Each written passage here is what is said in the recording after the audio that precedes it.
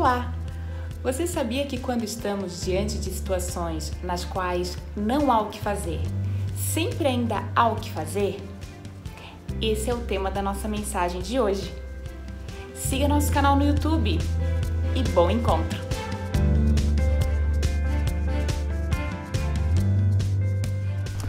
Amigos da Encontro, eu tenho refletido muito a respeito dessa questão.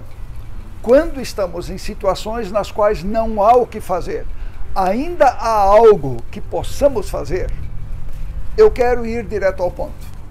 Alguns dias antes das eleições, nós publicamos nas redes sociais da comunidade Encontro um flyer que eu repliquei com a seguinte frase: ore antes de votar. Uma pessoa reagiu publicamente ao meu post dizendo mais ou menos o seguinte: pense antes de votar, orar não serve para coisa alguma. Eu achei muito interessante e sincera a reação e a respeito completamente, mesmo porque tenho aprendido a conviver e a respeitar com pessoas que pensam diferente. Como dizia um amigo meu, ideias brigam, pessoas não. Mas esse post, pense antes de votar, orar não serve para coisa alguma, me parece que nos remete ao centro do problema humano e ao centro da questão do nosso tema de hoje. O que fazer quando não há o que fazer? Por que nós recomendamos ore antes de votar? As últimas eleições escancararam uma realidade humana que nem sempre conseguimos admitir. Muitas pessoas, diante da necessidade de votar, diante da realidade de ter de escolher um candidato, não sabiam o que fazer nem em quem votar. Isso fica claro no número recorde de abstenções. De pessoas que, diante desta realidade, eu não sei o que fazer, eu não sei em quem votar, acabaram por decidir nem votar. Eu ouvi diversas pessoas nesses dias dizerem: eu não sei o que fazer. Essa incerteza, essa incapacidade nossa, também se refletiu no baixo percentual com o qual alguns prefeitos foram eleitos, muito abaixo de um percentual de 50%. A eleição escancarou um dilema humano. Nós muitas vezes nos colocamos em uma condição na qual não há o que fazer. Parece estarmos de mãos amarradas. Por isso, nós dissemos e recomendamos para você: ore, busque a sabedoria do alto. Aliás, sábia me parece ser a pessoa que reconhece e admite que a sua própria sabedoria é insuficiente. E aí, ao meu ver, como eu disse, me parece que nós estamos no X da questão. Nós todos somos influenciados profundamente pelo iluminismo. O iluminismo foi um movimento cultural que se desenvolveu a partir dos séculos 17 e 18. Dito de uma forma bem objetiva e simples, o iluminismo colocou no centro da vida humana a razão e elegeu a razão humana como principal forma de conhecimento e sabedoria e optou pela consciência individual autônoma. E com isso, o pensamento científico foi entronizado.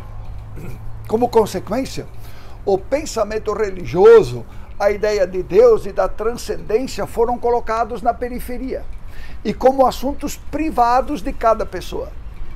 Com muita pretensão, se deu para esse tempo inaugurado pelo iluminismo o título de A Era das Luzes, pois se imaginava que sob o comando da razão humana e da ciência, iríamos entrar numa era de progresso e todos os problemas humanos seriam resolvidos e iríamos caminhar para um tempo de felicidade para todos. Alguns séculos passaram e não foi o que aconteceu.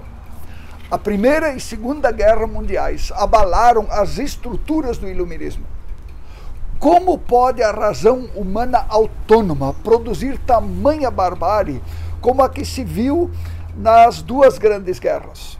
É uma pergunta que precisamos fazer.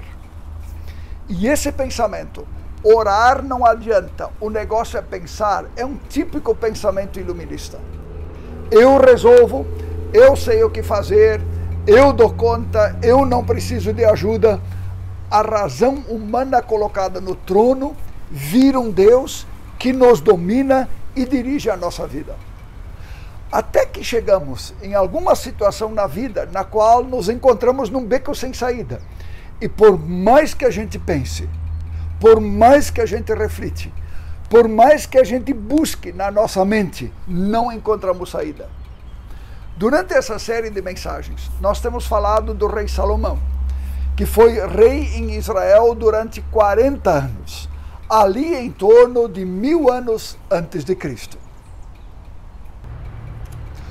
O rei Salomão excedeu a todos os reis do mundo, tanto em riqueza como em sabedoria. Todo mundo queria ver Salomão para ouvir a sabedoria que Deus tinha posto no coração dele. Não seria bom ter governantes assim?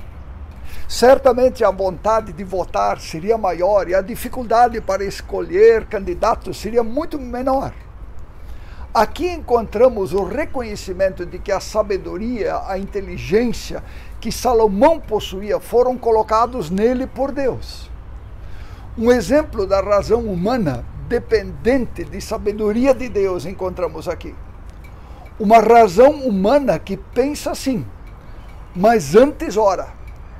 Apenas pensar pode me conduzir constantemente a becos sem saída. E foi o que aconteceu com Salomão. Quando ele achou que as luzes estavam na sua própria mente, na sua própria capacidade e na sua própria razão, ele se perdeu. Perdeu seu coração, perdeu sua casa, perdeu seu reinado, perdeu sua vida. E o Senhor se indignou contra Salomão por ter desviado seu coração do Senhor, que lhe havia aparecido 2 vezes, e ordenado que não seguisse a outros deuses. Ele, porém, não guardou o que o Senhor lhe havia ordenado.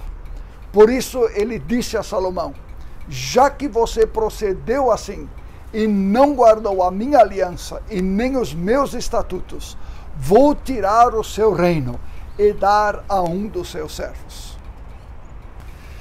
Quando Salomão, no entanto, em sua vida, optou pela autonomia, a razão triunfou no seu coração, mas o derrotou na sua existência, porque ele se afastou de Deus, ele afastou Deus da sua vida.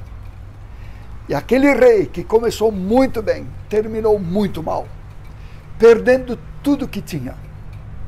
Parou de orar e apenas ainda pensava, ou nem mais isso, um beco sem saída.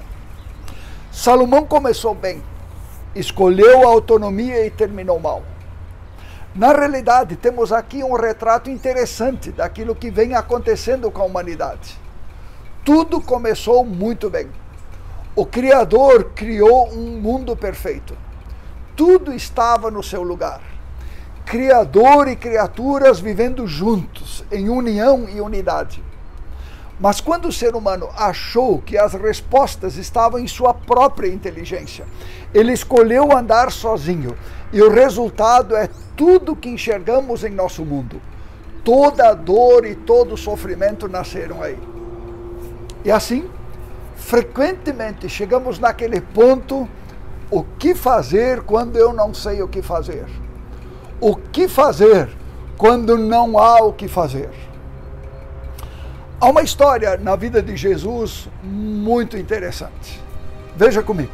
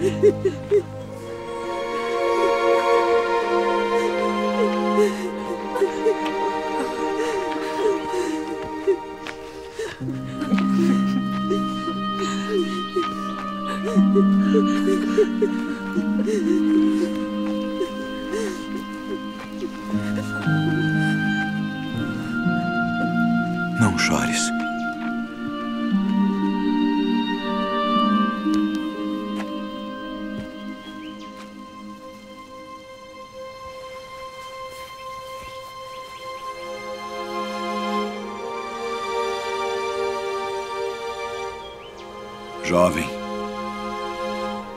a ti te digo, levanta-te.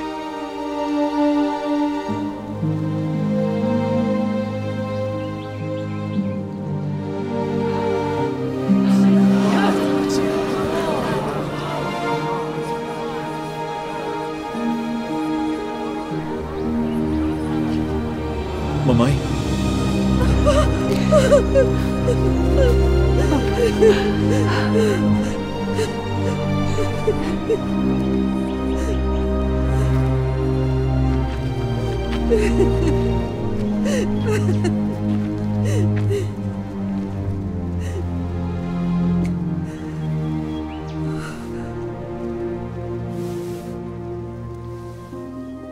Um grande profeta se levantou entre nós.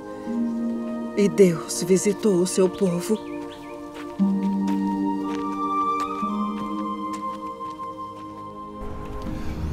Uma viúva está num beco sem saída. Seu único filho está morto. Na época em que esse fato acontece, a situação das viúvas era complicada. Uma viúva sem filhos, então, nem se fala. A esperança de futuro dela morreu com o filho e não havia o que fazer. Ela e as pessoas à sua volta já haviam aceito essa realidade. A razão humana, a capacidade e a inteligência chegaram ao limite, como, aliás, vive acontecendo o tempo todo em nossas vidas. Situações nas quais a gente não sabe o que fazer, ou mesmo nem há o que fazer. E Jesus entra em cena. Contra toda e qualquer expectativa da razão humana, ele ressuscita aquele jovem, devolve a vida e a esperança ao filho e à mãe.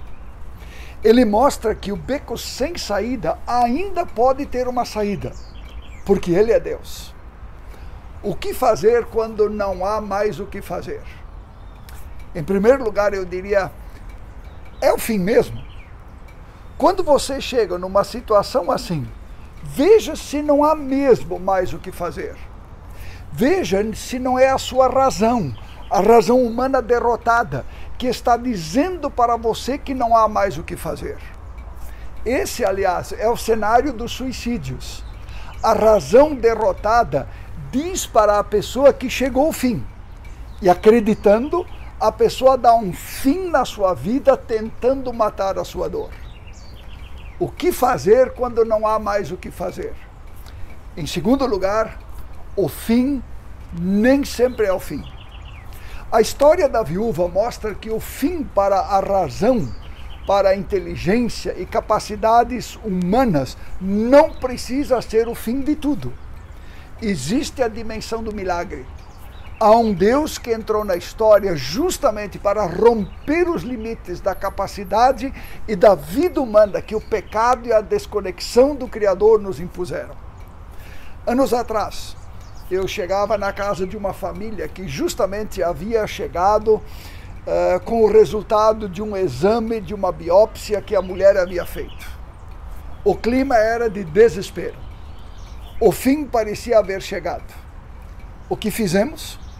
Oramos, falamos com Jesus. Nesse espírito de oração nós pensamos, refletimos, conversamos e tomamos a decisão juntos de refazer o exame, que nada mais mostrou cura. Os próprios médicos não conseguiram entender e explicar o que aconteceu. Aconteceu algo que a razão humana não consegue explicar, por mais que pense. E esta mulher está viva até hoje. Milagre. Shakespeare disse uma ocasião: há mais mistérios entre o céu e a terra do que a nossa vã filosofia possa imaginar. O que fazer quando não há mais o que fazer? Em terceiro lugar, o fim nunca é o fim. Quando meu pai tinha 40 anos, ele foi acometido de uma doença respiratória chamada silicose, adquirida no seu ambiente de trabalho. Após muitas consultas e exames, ele recebeu o diagnóstico de que sua doença não teria cura. Oramos muito e pensamos também. A doença do meu pai nunca foi curada. O milagre que a gente esperava nunca aconteceu. mas havia muito mais a ser curado na vida dele e de nossa família. A expectativa de vida de pessoas com silicose, quando muito, gira em torno de 10 anos. Meu pai viveu 24 anos. Um milagre. Aliás, vários milagres aconteceram ao longo desses 24 anos. O maior deles, nós vivíamos longe de Deus e fomos atraídos para perto de Deus por Jesus. E hoje, todos os descendentes do meu pai e da minha mãe buscam os caminhos de Deus. Alguns estão nos assistindo agora. Muitas vezes, meus amigos, nós temos uma ideia equivocada de Deus, uma visão utilitarista. Achamos que Deus está aí para resolver os nossos problemas financeiros, nossas crises de relacionamento, enfim, entrar em cena quando a nossa razão e força nos deixam na mão.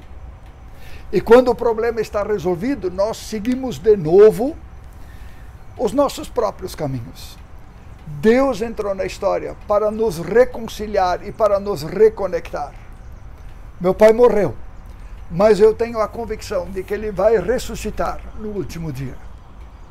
Assim, haverá diferentes momentos de nossa vida nas quais não haverá o que fazer. Mas nós podemos fazer diferente do que Salomão fez e fazer o que a viúva fez. Deixar Jesus entrar em cena e fazer o maior de todos os milagres, ou seja, transformar a nossa vida.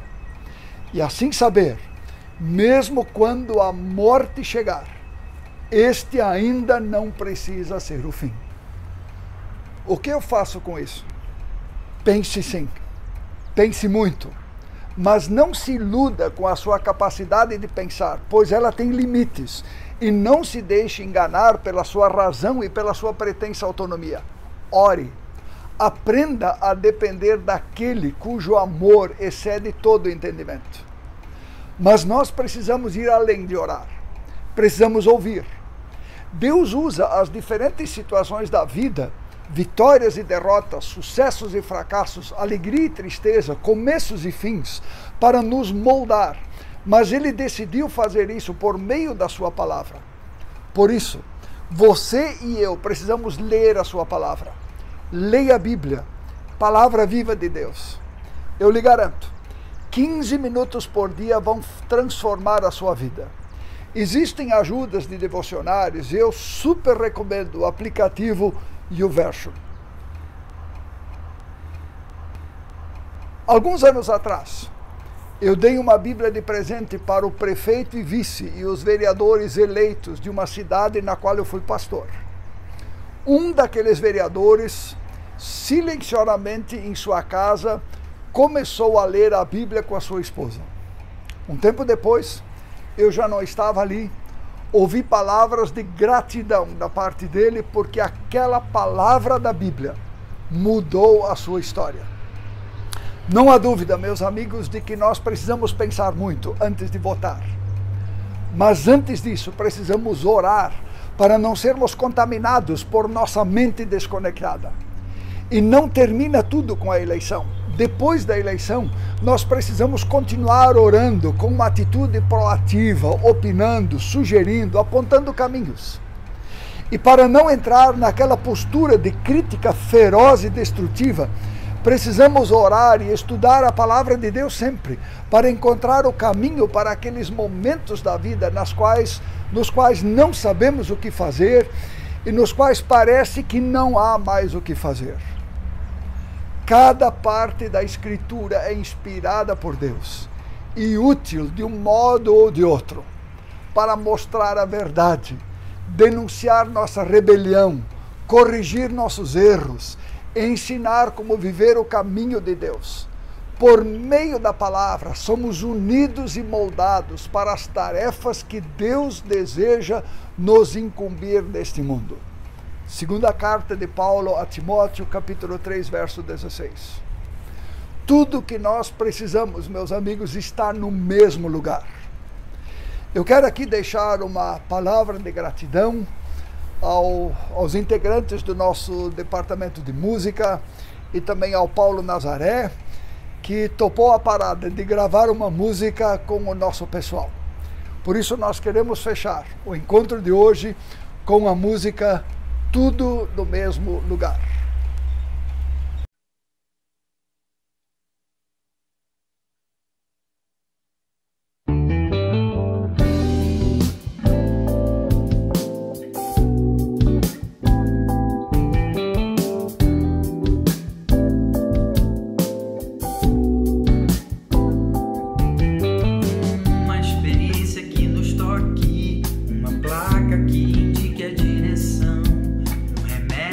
Sarar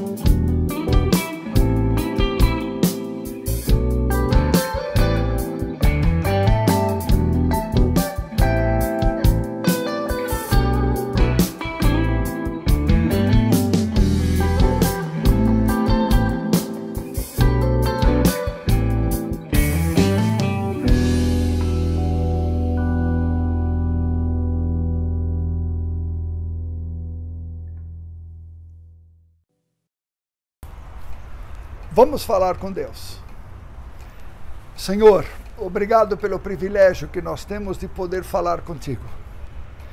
Obrigado que o Senhor nos mostrou hoje de que tudo que nós precisamos está no mesmo lugar. Não está na nossa razão, na nossa sabedoria e na nossa inteligência, mas está na tua presença. Atrai-nos cada vez mais, Senhor, para perto de ti, para que possamos encontrar tudo o que precisamos junto de ti. Em nome de Jesus. Amém. Você tem percebido quantas boas e grandes oportunidades aparecem naqueles momentos nos quais precisamos fazer escolhas? No próximo domingo, encerramos essa série de mensagens com o tema Escolhi errado, e agora? Que Deus esteja com você nessa próxima semana.